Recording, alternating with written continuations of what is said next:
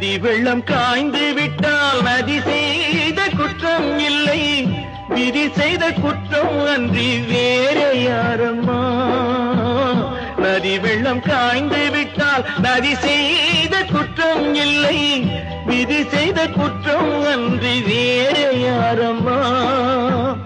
பறவைகளே பதில் சொல்லுங்கள், மனிதர்கள் மயங்கும் போது நீங்கள் பேசுங்கள். மனதுக்கு மனது கொஞ்சம் தூது செல்லுங்கள். நல்லவர்க்கெல்லாம் சாட்சிகள் ரெண்டு, ஒன்று மனசாட்சி, ஒன்று தெய்வத்தின் சாட்சியம்மா, தெய்வத்தின் சாட்சியம்மா.